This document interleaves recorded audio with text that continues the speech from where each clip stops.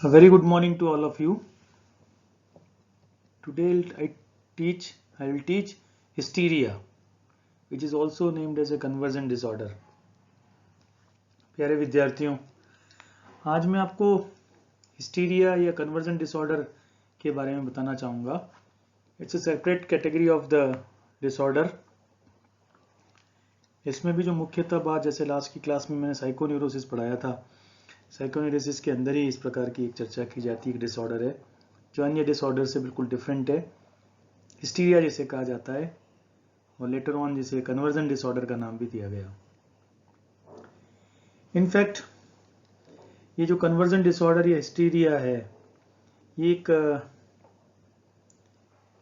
एक इस प्रकार की बीमारी है, ऐसी बीमारी है, ऐसा मानसिक रोग है जिससे पहले रूपांतरण उन्माद या केवल उन्माद कहा जाता था.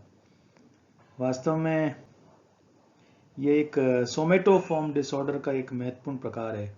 काया प्रारूप विकृति. काया प्रारूप विकृति मतलब शरीर पर जो प्रभाव पड़ता है उसको काया प्रारूप विकृति कहते हैं. So it's sort of A somatoform disorder. इसके बारे में चर्चा करेंगे, इसकी थोड़ी सी हिस्ट्री की. So the word hysteria originates from the Greek word for uterus, hystera. Hystera कहते हैं यूट्रस को ग्रीक में. The word itself is not an ancient one, and term hysterical suffocation, which means a feeling of heat and inability to breathe, was instead used in ancient Greek medicine. जो Greek की दवा पद्धतियां थी, medical science थी, उसमें इस प्रकार के word को यूज किया गया था. Hysterical suffocation. सफोकेशन बोलते हैं बेटा जिसमें जैसे लैक ऑफ ऑक्सीजन की अगर कमी महसूस हो और lack of ability to respirate, सांस लेने में समस्या प्रोड्यूस हो जाए, और उसे एंशिएंट ग्रीक मेडिसिन में इसको यूज करते थे. उस समय बड़ी अच्छी बात, जोरदार बात थी. देखिए जो वुमेन पे जो सप्रेशन का भाव है, या जो पितृसत्तात्मक जिसे कहा गया है, पितृसत्तात्मक मेल डोमिनेटेड सोसाइटी जिसे कहा गया है. कई फिलॉसफी ऑफ हिस्टीरिया मैंने कहीं पढ़ी थी, उसमें इस प्रकार की बहुत ज़्यादा बातें करी हुई थी. लिखा हुआ था कि बेसिकली जो ये हिस्टीरिया बीमारी है, the name come from the Greek word from uterus. Uterus जो महिलाओं के शरीर में एक विशेष प्रकार का अंग होता है, और उसको इस बीमारी से एसोसिएट कर दिया गया कि ये तो महिलाओं की बीमारी है. और उसमें ये कहा गया कि physical cause for the symptoms is linked with the uterus. Wandering uterus मतलब एक यूट्रस है वो शरीर में घूमता रहता है और उसके कारण से बीमारी होती है. So therefore it was assumed that it is only found in women. इसलिए ये बिल्कुल कहा गया कि ऐसा माना गया कि वॉन्डरिंग यूट्रस से रिलेटेड है, घूमते हुए यूट्रस से रिलेटेड है, इसलिए इस बीमारी का संबंध तो केवल महिलाओं से ही होता है. ओके, सो शब्द को सबसे पहले जो वर्ड यूज किया गया था, that was used by Sigmund Freud and Breuer in 1895. 1895 में सिगमंड फ्रायड और ब्रूअर एक व्यक्ति थे. इन दोनों व्यक्तियों ने, सिगमंड फ्रायड और ब्रूअर ने 1895 में एक किताब लिखी जिसका नाम था स्टडीज ऑन हिस्टीरिया. और इस किताब में उन्होंने हिस्टीरिया शब्द का सबसे पहले उल्लेख किया. उन्होंने एक केस स्टडी भी की थी जिसको उन्होंने नाम दिया था अन्ना ओ. उस केस स्टडी में जो केस को नाम दिया था, जबकि जिस महिला पर स्टडी की गई थी उसका रियल नेम बर्था पेपेनहिम था. उसके जो सिम्टम्स थे उस महिला के उस केस में, उसमें लकवा, देखने संबंधी बीमारियां और भूलने संबंधी. Symptoms include paralysis, visual impairments and amnesia. So थोड़ा सा इस बारे में चर्चा कर ली जाए, then will come to definition also, and then causes and the symptoms. I have to teach in this manner. So hysteria एक प्रकार की मानसिक समस्या है जिसके पीछे का मुख्य कारण तो तनाव है.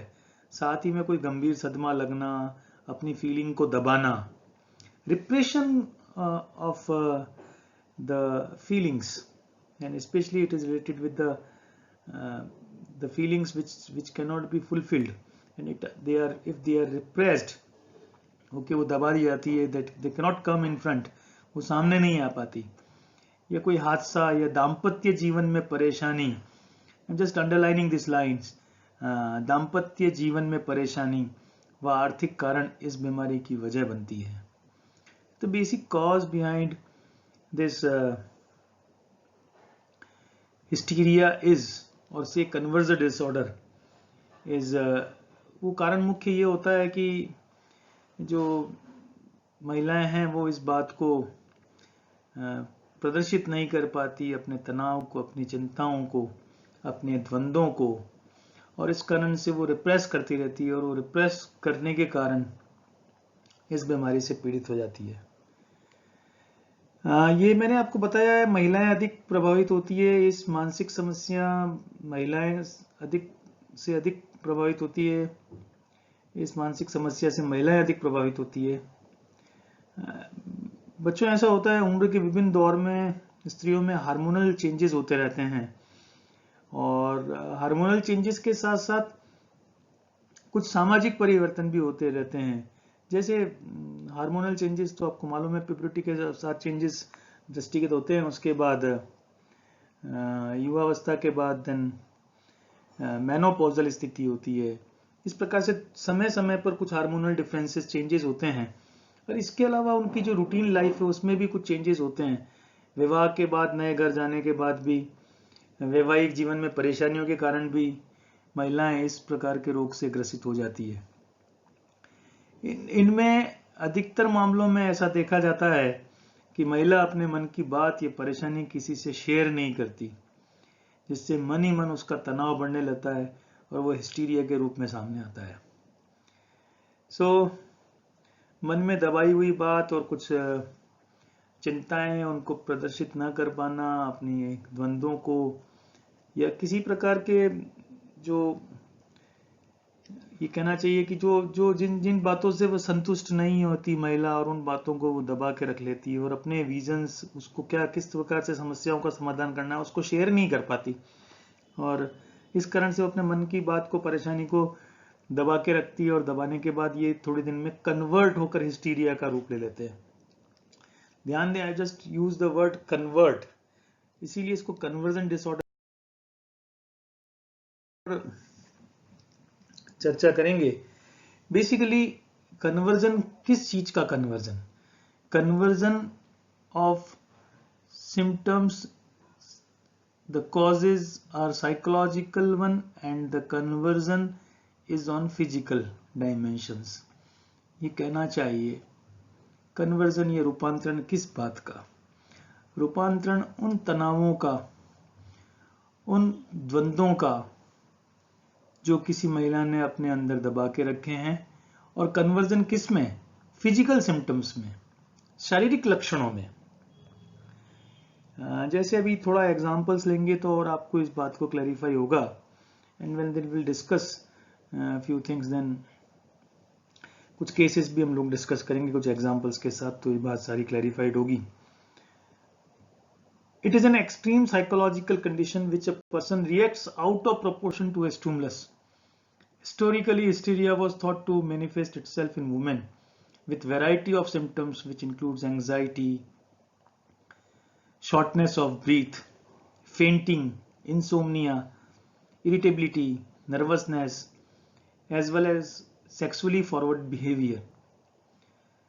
बच्चों, एक कहना चाहिए कि तीव्र मनोवैज्ञानिक ऐसी कंडीशन होती है जिसमें व्यक्ति किसी उद्दीपक के प्रति इस प्रकार से रिएक्शन करता है कि रिएक्शन करने के बाद उन रिएक्शंस को वो कॉन्शियस लेवल पर नहीं ला पाता, और वह दब के रह जाते हैं, डिप्रेस होके रह जाते हैं, और उसके बाद वो किसी न किसी विभिन्न प्रकार के शारीरिक लक्षणों में प्रकट होते हैं, जिसमें सांस में दिक्कत, मूर्छित हो जाना, नींद ना आ पाना, चिड़चिड़ापन, नर्वसनेस, या एक तरह से सेक्सुअल बिहेवियर प्रोड्यूस करना. It is no doubt that perspectives of hysteria has changed drastically since the time the term was coined. The essence, that is a mental disorder, remains the same. Moreover, it is very often said to be a conversion dissociation disorder, but it retains the original name.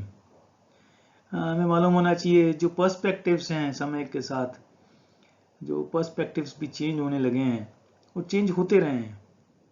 क्योंकि जिस समय ये जब इस hysteria शब्द का जो शुरुआत हुई थी, definitely that was just because of the male dominated society, कि यूट्रस का जो मूवमेंट होता है उसके कारण से हिस्टीरिया होता है. ऐसा ग्रीक फिलोसॉफी के बाद से कई सालों तक, कई वर्षों तक ऐसा माना गया. And that was just because of the male dominate society. लेकिन बाद में जब इस पे ये कुछ रिसर्चेज हुई, कुछ फाइंडिंग्स निकली, और बेसिकली इसको महिलाओं की से संबंधित बीमारी कह दिया गया. क्योंकि पुरुष प्रधान समाज होता है, वो किसी न किसी तरीके पर, उस समय की बात है. लेकिन समय परिवर्तित हुआ है, और समय परिवर्तित होने के साथ ही इसकी टर्म को भी चेंज किया गया. इसको कन्वर्जन डिसोसिएशन डिसऑर्डर कहा गया. लेकिन फिर भी अभी इसका जो मूल नाम है वो अभी भी विद्यमान है. हिस्टीरिया एक ऐसे प्रकार का मानसिक रोग है जिसमें मरीज को विभिन्न प्रकार के दौरे पड़ते हैं. ये दौरे मिर्गी के दौरों से बिल्कुल अलग होते हैं.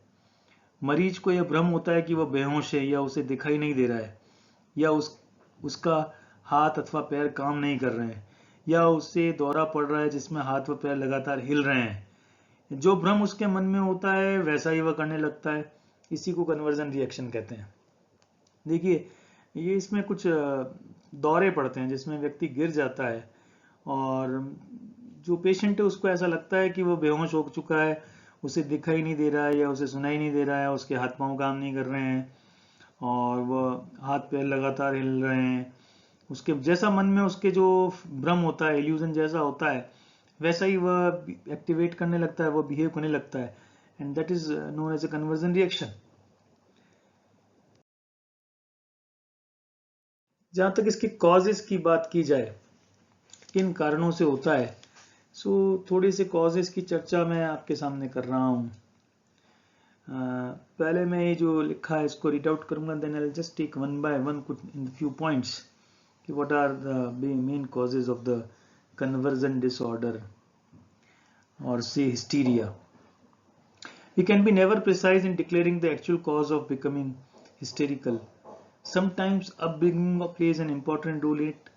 A child may become hysterical if a parent does not deal in proper manner with his or her emotional issues, and thus the same child may overact to situations in adolescence and adulthood. ऐसा देखा गया है कि हिस्टेरिकली में जो child rearing practices हैं, ये बच्चे का जो लालन पालन हुआ है वो सही तरीके से नहीं हुआ. माता पिता ने, पेरेंट्स ने उसे सही तरीके से डील नहीं किया, स्पेशली उसके सांवेगिक इश्यूज को लेकर.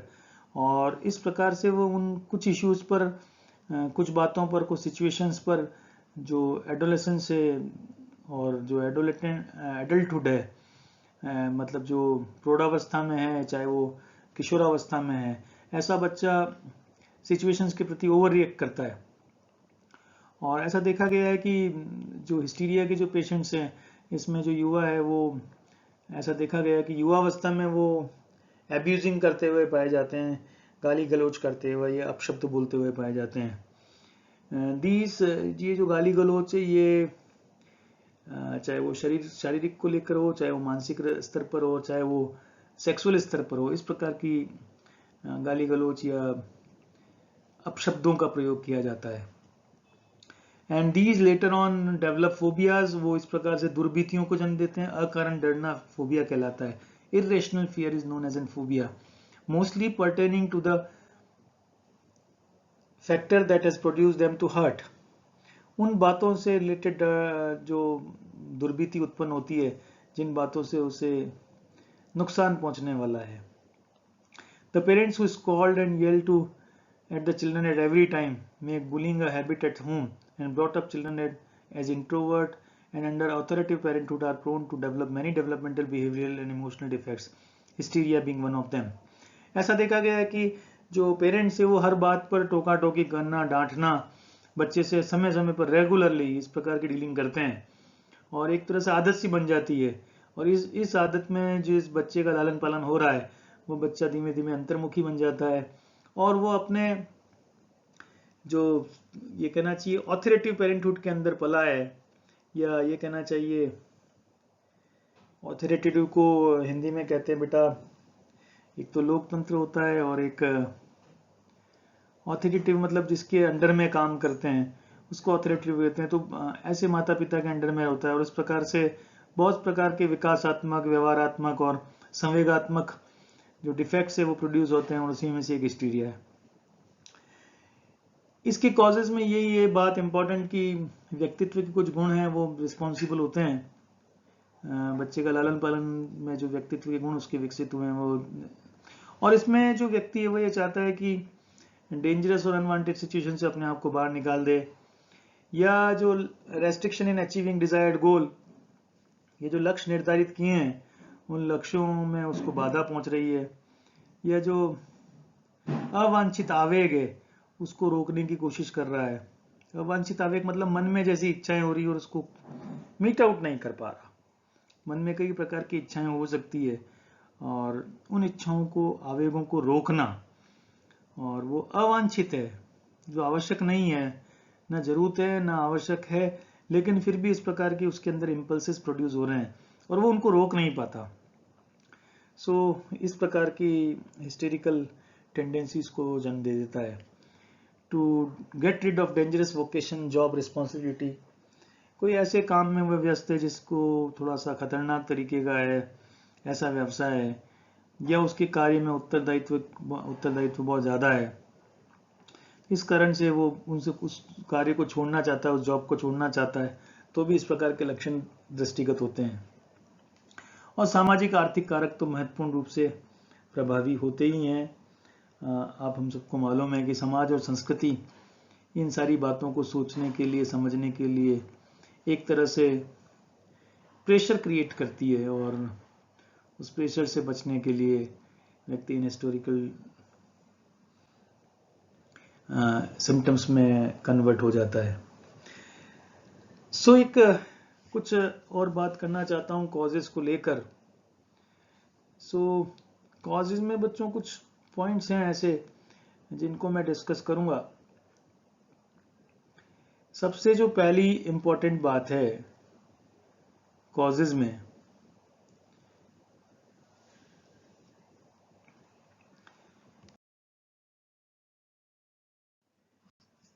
कि इसके मुख्य कारणों में अचेतन लैंगिक इच्छाएं होती है, अनकॉन्शियस सेक्सुअल विशेस होती हैं। साइकोलॉजिक सिद्धांत के अनुसार जो ये कन्वर्जन हिस्टीरिया है इसके माध्यम से अचेतन इच्छाओं और विशेष रूप से रिप्रेस्ड सेक्सुअल डिजायर्स का बहुत महत्वपूर्ण रोल होता है। सिगमंड फ्रायड ने तो ये भी बताया कि जिन लैंगिक इच्छाओं की संतुष्टि को चेतन स्तर पर नहीं कर पाता उन्हें दमन या सप्रेस कर देता है या रिप्रेस कर देता है, अचेतन में कर देता है। लेकिन अचेतन स्तर पर भी वे इच्छाएं सक्रिय रहती है और जो अचेतन द्वंद्वों की उत्पत्ति होती है, इन द्वंद्वों का समाधान शारीरिक लक्षणों के रूप में होता है। देखिए, अनकॉन्शियस सेक्सुअल विशेष की बात करनी जाए, अचेतन स्तर पर कुछ सेक्स रिलेटेड कुछ विशेष होती है जिसमें व्यक्ति उनको पूरा नहीं कर पाता तो उनको दबा देता है अपने अचेतन स्तर पर, और अचेतन स्तर में इतने कॉन्फ्लिक्ट्स प्रोड्यूस हो जाते हैं, वो जो कॉन्फ्लिक्ट्स हैं उनके समाधान के लिए वो कन्वर्जन हो जाता है शारीरिक लक्षणों के अंदर। एक दूसरा होता है गुप्त आक्रामणशील आवेग या हिडन एग्रेसिव अर्ज। दूसरा जो कारण, मुख्य कारण नजर आता है उसमें रूपांतर विकृति अथवा उन्माद के विकास में निश्चित या वर्जित आक्रमणशील आवेगों का भी हाथ होता है। जैसे हिस्टेरिकल पैरालिसिस जिसे कहा गया था, उन्मत्त लखवा जिसे कहते हैं, के विकास में ये जो आक्रमणशील आवेग हैं, एग्रेसिव अर्जेस हैं, which are very responsible. For an example, इसको एक एग्जाम्पल के साथ समझने की कोशिश करते हैं कि एक केस था जिसमें एक अनुभवी तथा सफल सर्जन था का दाहिना हाथ अचानक लकवाग्रस्त हो गया, जबकि उसके अंदर कोई सोमेटिक डिफेक्ट या फिजिकल डिफेक्ट नहीं पाया गया। तो जब मनोविश्लेषणवादियों से संपर्क किया गया और साइकोएनालिटिक चिकित्सा से मालूम चला कि वह सर्जन अपनी एग्जैक्टली इसमें जो एक केस था, इस केस में लिखा हुआ था सर्जन अपनी बहू के प्रति लैंगिक इच्छा रखता था, जिसकी संतुष्टि के लिए उसके पति अर्थात अपने बेटे को ठिकाने लगाना जरूरी था। एक दिन उसने अपने बेटे को के हाथों से हत्या करने का निश्चय किया। उसकी यही एग्रेसिवनेस, इम्पल्स या एग्रेसिव अर्ज, आक्रामणशील आवेग आत्मक दंड के उद्देश्य से हाथ के लकवा के रूप में कि स्वयं को दंड देने के उद्देश्य से हाथ के लकवे में बदल गया और उसे अपने द्वंद्वों से छुटकारा मिल गया। इसी प्रकार के विचार का समर्थन डेविसन और नील ने भी किया था। बेसिकली डेविसन और नील ने यह कहा था, hysterical convulsion for example might be the symbolic expression for a forbidden sexual wish। तीसरा जो कारण है, इटियोलॉजी है, उसमें ये कह सकते हैं they are the dreadful and threatening situations, भयानक और संकटमय परिस्थितियां। इस प्रकार की कई रिसर्च स्टडीज और ऑब्जर्वेशन से पता चला कि हिस्टीरिया या कन्वर्जन हिस्टीरिया के विकास में भयानक और संकटमय परिस्थितियों का बहुत महत्वपूर्ण हाथ है। डेविसन और नील ने तो इस संदर्भ में बताया था कि युद्ध या लड़ाई जैसे भयानक और संकटमय परिस्थिति से बचाव के लिए सैनिकों में हिस्टीरिया के लक्षण जैसे लकवा, अंधापन, बहरापन, प्रकंपन आदि विकसित हो जाते हैं। जिगलर, इम्बोडेन और मायर ने तो बड़ी अच्छी जोरदार बात करी थी। एग्जैक्टली उन्होंने दोनों वर्ल्ड वॉर के जो दौरान एक बड़ी संख्या में सैनिकों पर एक स्टडी करी और ये पाया कि सैनिकों में कन्वर्जन डिसऑर्डर के लक्षण पाए गए। क्या हुआ बच्चों, इसके बारे में बड़ा एक अच्छा सा कहीं मैंने इवेंट पढ़ा था कि सैनिकों को कहीं लंबे समय से विश्व युद्ध चल रहा था और लंबे समय से वो कहीं किसी फ्रंट पर युद्ध लड़ रहे थे। उनको उनके जो सुपीरियर थे उन्होंने ये कहा कि कल से आप लोगों की ड्यूटी चेंज हो जाएगी और आप लोगों को युद्ध बंद हो चुका है और आपको घर जाना है, लेकिन कल जाना है, सो प्रिपेयर योरसेल्फ। तो सभी लोग मानसिक रूप से अपनी इस स्थिति में आ गए। वो ये सोचने लगे कि घर जाएंगे, घर जाने के बाद ये करेंगे, अपने बच्चों के साथ खेलेंगे, यहाँ घूमने जाएंगे, यहाँ होटल में खाना खाएंगे। इस प्रकार की बातें सैनिकों के दिमाग में आने लगी और अपनी प्लानिंग करने लगे। अचानक अगले दिन सुबह वापस एक ऑर्डर आया जिसमें यह कहा गया कि सैनिकों को वहां नहीं जाना है, वापस घर नहीं जाना है, अभी फ्रंट पर रहना है और अभी युद्ध वापस चल रहा है। देखिए यहाँ इस प्रकार की घटना में बहुत क्लैरिफाइड है। ऐसा देखा गया कि कई सैनिकों के हाथों ने बंदूक उठाने से मना कर दिया। तात्पर्य है कि जो लक्षण है, जबकि कोई फिजिकली मतलब उनके हाथ लकवाग्रस्त हो गए, उन्होंने कन्वर्ट कर दिया अपने उस स्ट्रेस को, अपने उस प्रेशर को ऑन देयर फिजिकल ऑर्गन्स। इस प्रकार के लक्षण देखे गए। एक और कारण है जिसे आयु और यौन भिन्नता भी कहा गया है। अध्ययनों से पता चला है कि हिस्टीरिया या कन्वर्जन डिसऑर्डर के विकास पर आयु और सेक्सुअल डिफरेंसेस का बहुत ज्यादा प्रभाव पड़ता है। इस रोग का आक्रमण सामान्यतः एडोलेसेंट 13 से 19 वर्ष की आयु में अधिक होता है। संभवतः इसका कारण ये है कि इस आयु में एडोलेसेंट्स या किशोर किशोरियों में गंभीर समस्याओं का सामना करना पड़ता है। इस कारण इसे आंधी तूफान की अवस्था भी कहा जाता है, पीरियड ऑफ स्टॉर्म्स भी कहा जाता है। आप लोग अभी पीरियड ऑफ स्टॉर्म्स में चल रहे हैं। इस तरह के अध्ययनों से पता चला कि पुरुषों की अपेक्षा स्त्रियों में रोग अधिक होता है। एक अध्ययन में देखा गया, विडरमैन ने एक अध्ययन किया था, 50 व्यक्तियों के जो कन्वर्जन डिसऑर्डर के जो रोगी थे उनमें पहचान की गई।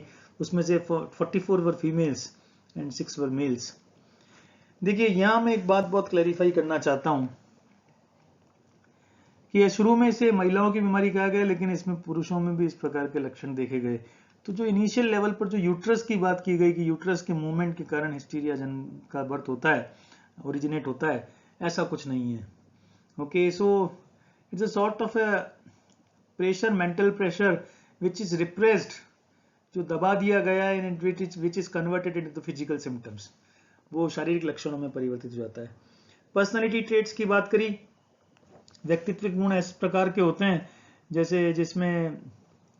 जैसे अगर व्यक्ति हाइपर सेंसिटिव है, अति संवेदनशील है, हाई सजेस्टिबिलिटी वाला है, अधिक सजेशंस देने वाला है, अधिक संवेगशीलता है, वेरी हाईली इमोशनल है, जिसका ईगो पावर और जो बहुत कम है, ये कुछ पर्सनालिटी की कैरेक्टरिस्टिक्स ऐसी है। अगर इस प्रकार की कैरेक्टरिस्टिक्स होती है तो इस रोग के विकसित होने की संभावना अधिक होती है। एक बात जो कर चुका हूं मैं, दोषपूर्ण अनुशासन की, फॉल्टी डिसिप्लिन की, जिसमें दोषपूर्ण अनुशासन में का मतलब वह अनुशासन होता है जो बहुत ढीला ढाला हो या बहुत अधिक कठोर हो। इस प्रकार के अनुशासन से बच्चों में आत्मनियंत्रण की योग्यता का विकास समुचित रूप से नहीं हो पाता और आगे चलकर ये हिस्टीरिया के लक्षणों में, कन्वर्जन डिसऑर्डर के लक्षणों में परिवर्तित हो जाते हैं। सामाजिक सांस्कृतिक कारकों की जहां तक बात की जाए तो सामाजिक मानकों के रूप या सामाजिक स्तरीकरण, सोशल स्ट्रेटिफिकेशन के स्वरूप, रूरल अर्बन आदि इस प्रकार आदि का प्रभाव भी इस मानसिक रोग पर पड़ता है। विभिन्न प्रकार की संस्कृतियों में चाइल्ड रियरिंग प्रैक्टिसेस अलग अलग होती है। सो क्रॉस कल्चरल स्टडीज में से भी इस विचार को समर्थन मिलता है कि cultural differences are also there. So hysteria is gained to get the wish accomplished, indirect way of keeping his viewpoints, ideas by patient. It is an attention seeking action. Hysteria makes its appearance in the form of attacks. The hysterical person may be alright normally, but there could be some factor that could be precipitate the wild reactions. Most of the factors have a mental impact, such as idleness of a person, व्यक्ति सुस्त हो जाता है, sexual repression and perverted habits of thought, जो sex related जो repression है वो है। फिर हेरिडिटी में also cause of may be also a cause of hysteria, family background and faulty emotional training in the bringing of the child, बच्चे का लालन पालन, पारिवारिक वातावरण, fear, worry, depression, mental strain, trauma, prolonged sickness में cause emotional situations. इस प्रकार की सांवेगिक अवस्थाएं जिसमें डर, चिंता, निराशा, मानसिक तनाव, कोई आघात या लंबे समय से चलने वाली बीमारी, इस प्रकार के इमोशनल सिचुएशंस भी हिस्टीरिया को जनरेट कर सकती है।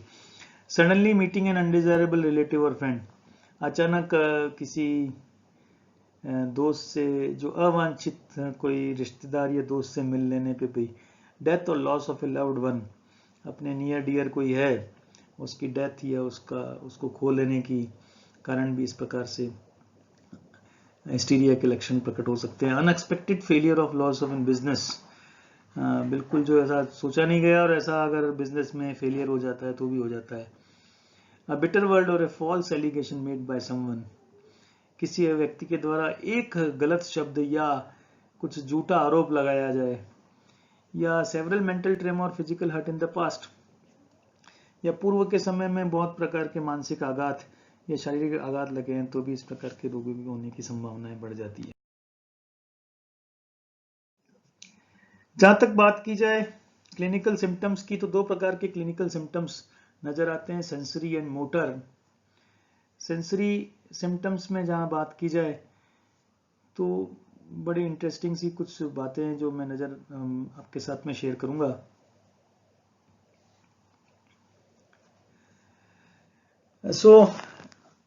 संवेदी जो सिम्टम्स है या पेशीय सिम्टम्स हैं, संवेदनाओं से संबंधित, और मोटर मतलब गति से संबंधित, पेशीय से संबंधित, हमारी जो मांसपेशियां जिसमें एक्टिवेट होती है। दो प्रकार के सिम्टम्स देखने को मिलते हैं। एक है एनेस्थीसिया, संवेदनशीलता लुप्त हो जाती है। तो ये कहना चाहिए बच्चों की जो संवेदनशीलता है वो व्यक्ति की लुप्त हो जाती है। व्यक्ति सोच नहीं पाता कि किस प्रकार उसके हाथ ये पैर में जो संवेदनाएं हैं वो लुप्त हो गई।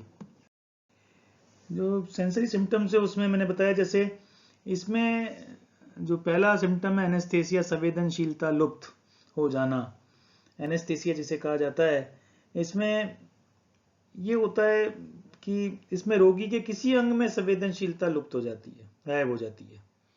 इसी प्रकार से एक दूसरा जो संवेदन कि भाई उसका हाथ या पांव में संवेदनाएं खत्म हो गई, हाइपेस्थेसिया बोलते हैं, जिससे आंशिक संवेदनशीलता लुप्त, जिसमें एनेस्थेसिया मतलब पूरी बॉडी में ही कहीं ऐसे संवेदना महसूस नहीं होती। ओके, और हाइपोस्थेसिया मतलब किसी विशिष्ट अंग की संवेदनशीलता लुप्त हो गई, जैसे हाथ पर्टिकुलरली काम नहीं कर रहा या एक पांव काम नहीं कर रहा, ओके, लकवा हो जैसा नजर आता है। देन हाइपरेस्थेसिया, अति संवेदनशीलता। इसमें ये होता है बच्चों की, इस रोगी के शरीर में अति संवेदनशीलता पाई जाती है कि बहुत ज्यादा संवेदनाएं हो जाती है, ट्रेमलिंग वेमलिंग शुरू हो जाती है कि कुछ भी टच होता ही और एकदम।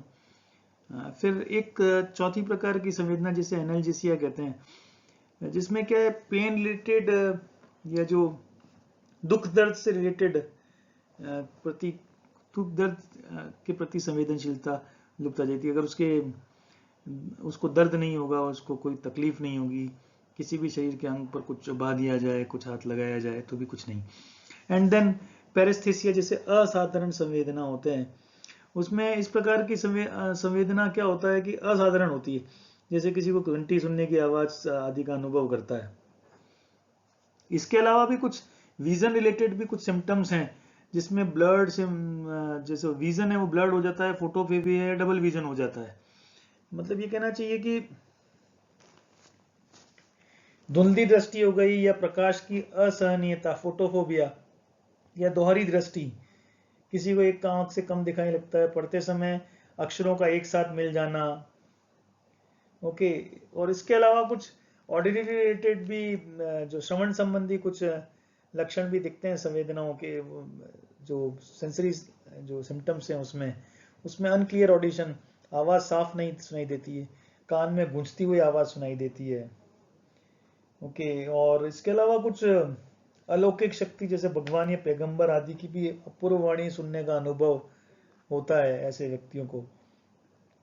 और जहां तक मोटर सिम्टम्स की बात की जाए, मोटर क्लिनिकल सिम्टम्स की बात की जाए हिस्टीरिया के, तो उसमें कुछ मोटर ऑर्गन्स जो पेशीय अंग है उसके कार्य में भी कुछ विकृतियां देखने को मिलती है, उन्हें हम मोटर सिम्टम्स कहते हैं। जो ये मोटर सिम्टम्स में हिस्टेरिकल पैरालिसिस, जो हिस्टेरिकल पक्षाघात कहते हैं, हिस्टेरिकल पक्षाघात में रोगी के किसी एक हाथ या पांव में पक्षाघात लकवा हो जाता है, जिसके कारण उससे संबंधित विकास शारीरिक क्रिया अवरुद्ध हो जाती है। कभी कभी ये भी देखा गया है कि हिस्टेरिकल पक्षाघात में पक्षाघात का संबंध किसी कार्य विशेष तक ही सीमित रहता है, जैसे संभव है कि भोजन करते समय हाथ की मांसपेशियां काम न करे, परंतु अन्य कार्य जैसे लिखना, बंदूक चलाना, कोई वाद्य यंत्र बजाना आदि में मांसपेशियों में किसी तरह की कोई शिथिलता न हो। तो देखिए, पर्टिकुलरली किसी एक्टिविटी को करने के लिए कहते हैं इसे। फिर ट्रेमर्स की बात की जाती है, कुछ कंपन या कुछ झटके, विशिष्ट प्रकार के झटकों के द्वारा भी इसको आइडेंटिफाई किया जा सकता है। चलने फिरने से एक दूसरा प्रमुख लक्षण जो रूपांतरित हिस्टीरिया में या कन्वर्जन हिस्टीरिया में अक्सर देखा गया है, उसको बोलते हैं एस्टासिया आबासिया। ये इसमें सोए या खड़े रहने पर व्यक्ति की पैर की गतिशीलता पर नियंत्रण बनाए रखने में समर्थ हो जाता है। सोए या खड़े रहने पर रोगी अपने पैर की गतिशीलता पर नियंत्रण बनाए रखने में समर्थ हो जाता है, लेकिन जब वह खड़ा होता है या चलना शुरू करता है तो उसके पांव ठीक से काम नहीं करते। परिणाम स्वरूप उसकी चाल या में बेढंगापन या लड़खड़ाहट आ जाती है। इसके अलावा भी कुछ रोगियों में स्पीच ऑर्गन की मांसपेशियों की कार्यशीलता में भी संबंधित रोग दोष देखने को मिलते हैं। एफोनिया, जिसे फुसफुसाहट कहते हैं, मुटिज्म, दो ऐसे लक्षण हैं। एफोजिया में रोगी बहुत धीमी आवाज जैसे फुसफुसाहट की आवाज में ही कुछ बोल पाता है, और मुटिज्म में तो एक तरह से व्यक्ति गूंगा हो जाता है, बिल्कुल बोलने से लाचार हो जाता है। ये कॉमन सिम्टम्स हैं। एफोनिया ज़्यादा देखा जाता है। इन सभी लक्षणों के अलावा रोगी में कभी कभी हिस्टेरिकल ऐंठन या आक्षेप भी देखने को मिलते हैं, जो बहुत कुछ मिर्गी के दौरे से उत्पन्न ऐंठन के समान होते हैं। मिर्गी के समान हिस्टेरिक आक्षेप में कभी कभी रोगी मूर्छा की स्थिति में चला जाता है, फेंट हो जाता है। मिर्गी रोगी की मूर्छा और हिस्टेरिकल मूर्छा में एक अंतर है। ये बहुत समझने की जरूरत है कि जो हिस्टेरिकल रोगी में हिस्टेरिकल मूर्छा के दौरान हमेशा दूसरे लोगों के बीच में ही आता है। अकेले रहने पर रोगी को कभी ऐसा दौरा नहीं आता, परंतु मिर्गी का दौरा है वो किसी भी परिस्थिति में कहीं भी अकेले रहने पर भी आ सकता है।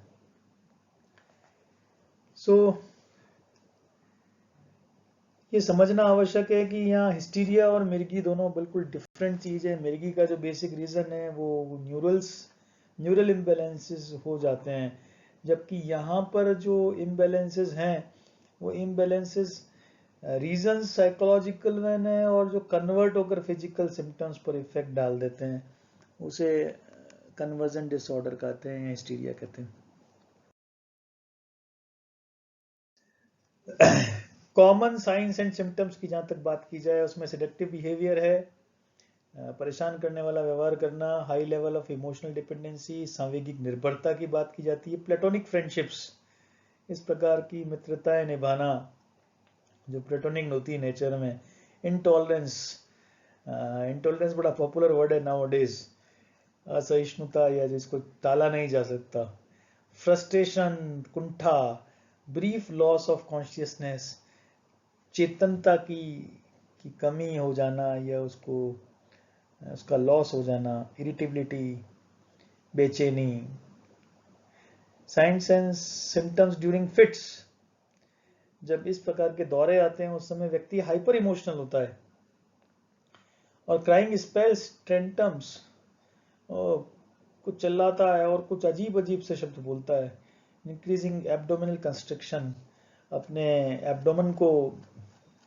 दबाता हुआ या उसमें दर्द महसूस करता है कि उसका एब्डोमेन प्रेशराइज हो रहा है, severe cramps and heaviness in the limbs, हाथ पांव में बहुत ज़्यादा टूटन, जकड़न जैसी स्थिति रहती है, बहुत भारीपन लगता है, पेल्पिटेशंस होते हैं, सफोकेशन, हेडेक, सांस की कमी होती है, सिर दर्द होता है, क्लेंच टीथ, दांतों को बीच लेता है, स्वेलिंग ऑफ द नेक, गर्दन पर जो स्वेलिंग नजर आती है, feeling of a foreign body lost in the throat, ऐसा महसूस करता है कि उसके गले में कुछ चीज अटक गई है, लाफिंग और क्राइंग विदाउट कॉज, हंसना और रोना बिना किसी कारण के, और सीवियर केसेस में वाइल्ड एंड पेनफुल क्राइज, बहुत जंगली तरीके से कहना चाहिए, बहुत दर्द वाली चिल्लाहटें बोलता है, सोलन नेक, गला सूजा हुआ होता है उसका, incomplete loss of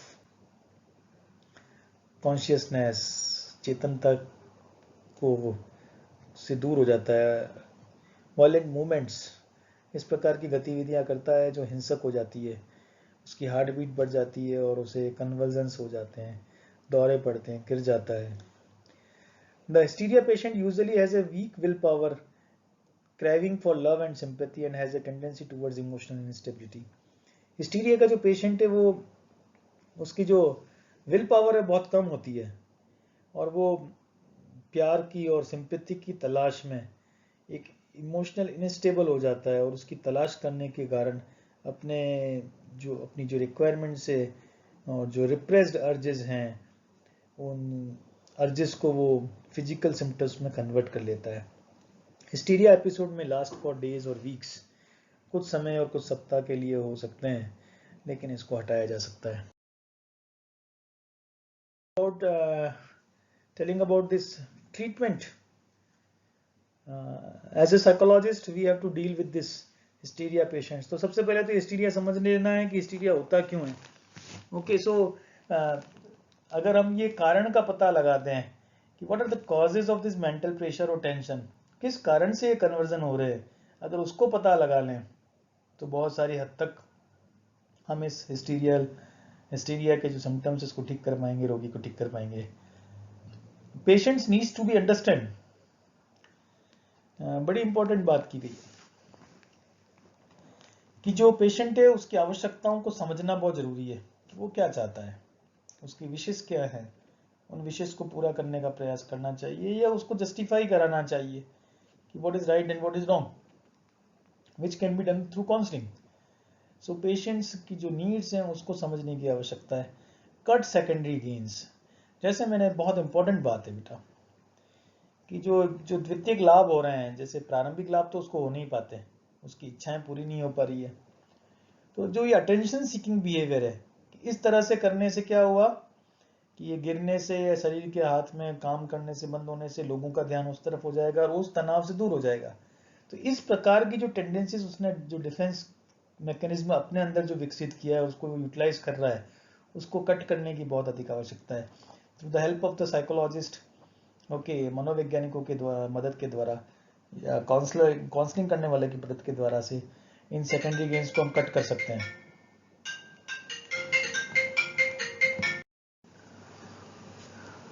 so secondary gains को कट करने के कारण के द्वारा हम इसका ट्रीटमेंट कर सकते हैं, और जो विभिन्न प्रकार की चिकित्सा पद्धतियां हैं, डिफरेंट थेरेपीज हैं, उनके द्वारा हम यूज कर सकते हैं। सो सबसे पहले मैं इंसाइट ओरिएंटेड सपोर्टिव थेरेपी की बात करूंगा। इस प्रकार की थेरेपी में क्या होता है कि व्यक्ति के अंदर सूझ विकसित करने का काम होता है। This therapy helps the client by providing support to him and make him aware that where the problem lies. उसको ये समझाता है कि वो किस प्रकार की प्रॉब्लम कहाँ है, एंड दस client gains insight in his own condition and the stimulus which triggers response. वो उन सारी स्टिमुलस को ढूंढने में सफल हो पाता है। वो व्यक्ति के अंदर ऐसी सूझ, ऐसी समझ विकसित हो जाती है कि वो किस कारण से ऐसा कर रहा है, वो उसको पता लग जाता है, और उसके बाद उसकी ये दिक्कत है वो ठीक हो सकती है। Then the another term behavioural therapy की बात की गई है, व्यवहारात्मक चिकित्सा की बात की गई है। This therapy observe the patient for symptoms and later on their identification teaches techniques to help them better cope and alleviate the symptoms. Biofeed techniques वगैरह, this is the ideal for those lacking intelligence and insight. जिसके अंदर बुद्धि और सूझ की कमी है, समझ की कमी है, उसके लिए थेरेपी बड़ी अच्छी होती है। उसमें क्या है कि व्यक्ति के सिम्टम्स को और पहचान लिया जाता है, और सिम्टम्स बेसिकली बिहेवियरल थेरेपी में होता है ये बच्चों की सिखाया जाता है, basically by the use of the learning principles. अधिगम के जो सिद्धांत है, विभिन्न सिद्धांतों के प्रयोग के द्वारा उसके व्यवहार में परिवर्तन की कोशिश करना बिहेवियरल थेरेपी कहलाती है। इस संबंध में बहुत सारे इस प्रकार की बिहेवियरल थेरेपी, जिसमें मॉडलिंग है, फिर फ्लडिंग है, अंतस्फुटक जिसे बोलते हैं, या एवर्सिव कंडीशनिंग है, विमुक्ता अनुकूलन, देन टोकन इकोनॉमी, ये कुछ प्रकार की बिहेवियरल थेरेपीज हैं। बायोफीडबैक टेक्निक्स, जिसके द्वारा व्यक्ति की जो जो अगर बुद्धिमान नहीं है और जिसमें समझ की कमी है, उन सिम्टम्स को पहचान कर इन टेक्निक्स के द्वारा उन सिम्टम्स को दूर किया जाता है। And the very important therapy which is termed as a psychodynamic therapy, psychoanalytical therapy. This may be used further in the treatment process as a mean to help patient gain insight. However, patient become with borderline intelligence, lack of motivation or introspection capabilities, important secondary gains for those with a tendency of behavioral acting are likely poor candidates. The other therapies that can be provided by psychotherapists and family therapists include. ये बताना चाह रहा हूँ बेटा, psychodynamic therapy में क्या होता है, इसमें रोगी के उपचार में ये बड़ी इफेक्टिव सिद्ध हुई है, बहुत प्रभावी सिद्ध हुई है कि विभिन्न जो साइकोएनालिसिस के विभिन्न जो चरण हैं, उसके चरणों में अचेतन से दमित ऐसे द्वंद्वों की खोज करता है जो रोग के मूल कारण होते हैं, और व्यक्ति के ईगो को इस प्रकार से स्ट्रक्चर्ड करता है कि वो उसको पावरफुल बना देता है। मतलब ये पावरफुल बनाने का मतलब कि उसका ईगो वास्तविकता और द्वंद्व को स्वीकार करके उसका सामना कर सके। धीरे धीरे ऐसा करने से रोगी के लक्षण कमजोर होते होते समाप्त हो जाते हैं। ये एक थोड़ा सा डिफिकल्ट और कॉम्प्लेक्स प्रोसीजर है। इसको एक एक्सपीरियंस्ड और स्किल्ड थेरेपिस्ट ही इसको कर सकता है। इसके अलावा भी कुछ थेरेपीज हैं जिसमें family therapies, intention therapy, family therapy, hypnotic therapy, ये भी बहुत इंपॉर्टेंट रूल से काम करते हैं। सो चाह रहा हूँ हिस्टीरिया इस प्रकार की एक बीमारी है जिसके अंदर जो कारण है वो मनोवैज्ञानिक है और व्यक्ति उन मनोवैज्ञानिक कारकों को परिवर्तित करके शारीरिक लक्षणों में परिवर्तित कर देता है। आज की क्लास यहीं समाप्त होती है and the last 2 words I would say thank you.